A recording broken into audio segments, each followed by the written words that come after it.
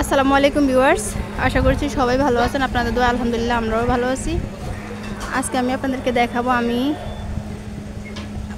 ফাঁকঘরে চালার উপরে কয়েকটা গাছ লাগাইছি, সেই গাছগুলো আপনাদেরকে দেখাবো। এখানে হচ্ছে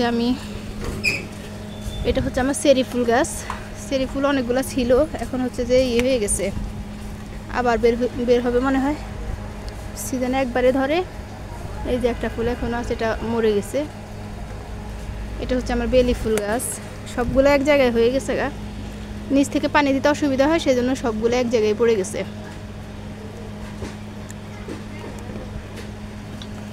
এটা হচ্ছে করলা গাছ, করলা গাছটাও এখানে চলে আসছে। এই যে করলা গাছে ফুল বের হয়েছে। এই যে আমার মেহেদি গাছ, মেহেদি গাছের সাথে ইয়ে হয়ে ডালগুলা নিচে পড়ে গেছে করলা গাছের। আর হচ্ছে আলু গাছ ছিল, এটা মাটির নিচে যে আলু গাছ লাগায় সে আলু গাছ ছিল, সেটা উঠছিল, তো সেটা এখানে লাইগা ঢালগুলা নিচু হয়ে গেছে। এই যে এটা হচ্ছে আমার সজনা গাছ। এই সজনা গাছের ঢালটা আমার হাজব্যান্ড কোথা থেকে আইনা যেন লাগাইছিল, প্রায় 7 মাস পরে এটার মধ্যে এবার ইয়ে হয়েছে, যে ঢালপালা বের হয়েছে। আমি ইয়ে করছিলাম এখান থেকে পাতা পেড়ে, তারপরে সজনা শাকের বড়া যেটাকে বলে, ডাল দিয়ে বেটে ভেজে খাইছি, অনেক মজা হয়। এটা হচ্ছে এই যে আমার মিষ্টি কুমড়া গাছ, অনেকগুলো হয়ে গেছে এক জায়গায়, আসলে বেশি গাছ হওয়াতে ঠিকভাবে বাড়তেছে না। এটা আমার ড্রাগন ফল গাছ, সবগুলো গাছ একটু ছাড়া ছাড়া করলে ভালো হতো। এগুলো হচ্ছে যে মাটির নিচের আলু গাছ, সবগুলো বেয়ে দিকে গেছে গা। তো আমি আজকে উঠছি হচ্ছে এখন গাছগুলাকে একটু ইয়ে করব, অন্য গাছে যে উঠা ইয়ে করতেছে ওগুলা থেকে সরাই দেওয়ার চেষ্টা করব, দেখি ইয়ে হয় কি না। আর এগুলো হচ্ছে মেথি, আমার একটু প্রবলেম হয়েছে, সেজন্য আমি কি করছি, মেথি ভিজাই পানি খেয়েছিলাম। পানি খাওয়ার পরে যে বিচিগুলো ছিল সেগুলো থেকে দেখলাম যে শিকড় বের হয়েছে, তো আমি মাটিতে ইয়ে করে ঝুড়িতে লাগাইলাম। এখন দেখেছি যে গাছ উঠতেছে, মেথির শাক খাওয়া যায়, সেজন্য ভাবছি গাছ উঠলে শাক খাওয়া যাবে। এটাতেও লাগাইছি মেথি গাছ, তারপরে এটাতেও মেথি গাছ। আর এটা কি গাছ জানি না, এটা আমার হাজব্যান্ড হচ্ছে গণভবন থেকেই গাছ আনছিল, পরে লাগাইছি, এটা স্মৃতি হিসেবে থাকবে। ওরা বই গাছ উঠাই নিয়ে আসছিল, পরে হচ্ছে আমি এই ইয়ের মধ্যে রঙের বালতির মধ্যে লাগাইলাম।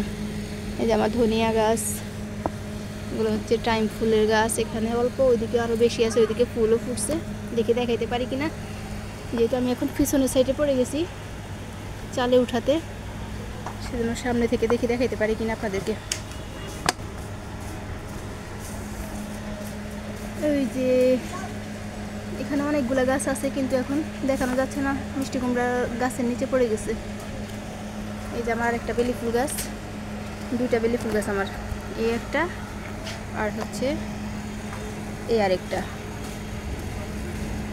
এই গাছগুলোর জন্য দেখা যাচ্ছে না ভালো করে। আমার গাছ লাগানোর খুবই শখ, আমার শখের বাগানে বলতে গেলে এটা।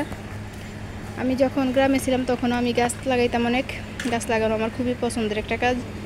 তো আমি এখানেও এরকম ঝুড়িতে মাটি ভরে ভরে গাছ লাগানোর চেষ্টা করি যেটুকু পারি। যাদের যাদের আমার মতো গাছ লাগানোর শখ আছে আমাকে কমেন্ট করে জানাবেন। এগুলো হচ্ছে টাইম ফুল, ওই দিক থেকে ইয়ে করছিলাম, কিন্তু এটা বেশি উপরে হওয়াতে এটাতে আমি পানি দিতে পারি না, সেজন্য এগুলো কেমন যেন একটু ইয়ে হয়ে গেছে, আর ফুলগুলো সব মরে গেছে। এখন অন্য আবার ফুল বের হবে, যে ইয়ে বের হইতেছে, পানি বুঝছে যে এগুলো পরিষ্কার করলে এদিক দিয়েও সুন্দর মতো লাগানো যাইতো, কিন্তু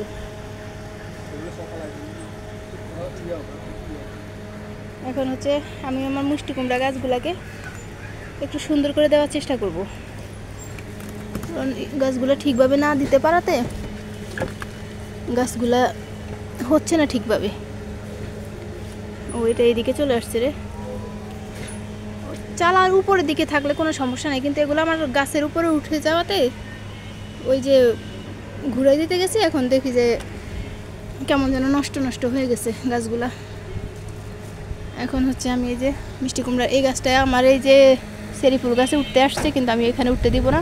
আমি এটাকে এখন এখান দিয়ে ফাঁক দিয়ে বের করে এটা ছিঁড়বো, ছিঁড়ে এখান দিয়ে ফাঁক দিয়ে বের করে নিয়ে আসবো যেন চালার উপরের দিকে আসে।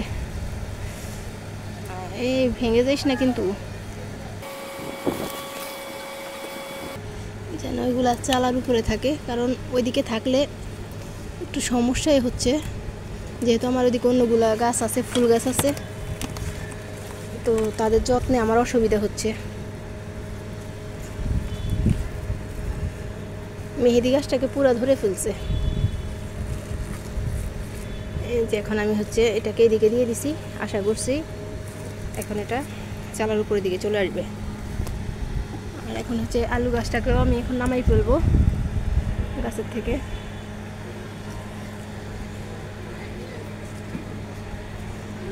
যাদের গাছ ভালো লাগে, গাছের পরিচর্যা করতে ভালো লাগে, তারা কমেন্ট করে জানাবেন। অনেক দিন ধরে বাসায় মই ছিল না, সেজন্য আমি উঠতে পারি নাই। তো আজকে ওর আব্বুকে বলছি মই নিয়ে আসার জন্য, তো ওরা মই নিয়ে আসছে। এখন হচ্ছে আমি এটাকে ঠিক করতেছি। সজনা গাছের ঢালটাকে পুরো ইয়ে করে ফেলছি, দেখি এগুলোকে ছেড়ে দিই।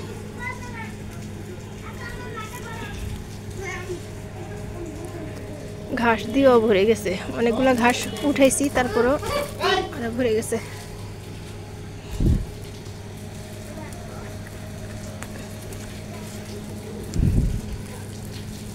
আগাছা পরিষ্কার না করলে গাছে যেটুকু পুষ্টি পাওয়ার কথা সেটুকু পায় না, ওই আগাছাগুলাই পুষ্টি খেয়ে ফেলে।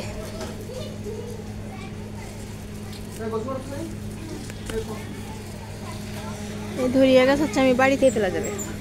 এখানে আমার আরও আছে ধনিয়া গাছ, সেটাতেও ইয়ের ভিতরে পড়ে গেছে। এই যে আমার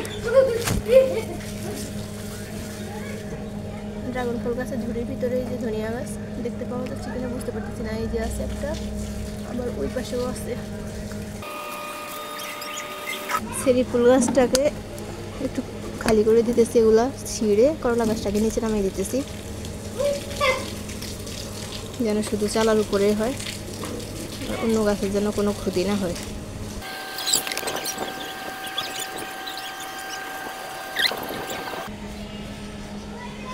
যে এইদিকে অন্যান্য ঘাস হয়ে ভরে গেছে গা, এগুলো কোনো শাক না, এগুলো এমনিতে নিজে থেকে উঠছে ঘাস। আর এই ঘাসগুলো ওরা বইনা লাগাইছিল একটুখানি, আর একটুখানি থেকে এখন সব ভরে গেছে। যে এটা কি গাছ যেন, ওই যে গাছটা থেকে ফলও বের হয়েছে। এগুলোকে কি গাছ বলে কি জানি। এই যে এখানে হচ্ছে আমার অ্যালোভেরা গাছ, অ্যালোভেরা গাছগুলো পুরো ঢেকে ফেলছে গাছে, ঘাসে আর হচ্ছে মিষ্টি কুমড়া গাছে পুরো ঢেকে গেছে। ভেবেছিলাম শাক পারবো কয়টা রান্না করার জন্য, অল্প কয়ে 4টা গাছ মনে হয় এখানে।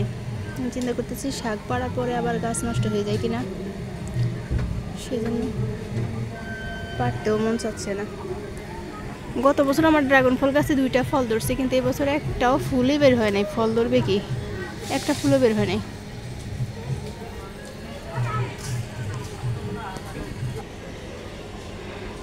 আমি যেহেতু দুপুরবেলায় উঠছি, তো এখানে অনেক রোদ, এখন নেমে যাব।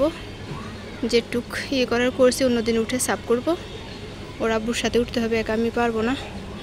তো আমার ভিডিওটা যদি ভালো লাগে সবাই লাইক কমেন্ট শেয়ার করবেন এবং আমার চ্যানেলটাকে সাবস্ক্রাইব করবেন। সবাই পাশে থাকবেন, ভালো থাকবেন সবাই। আসসালামু আলাইকুম।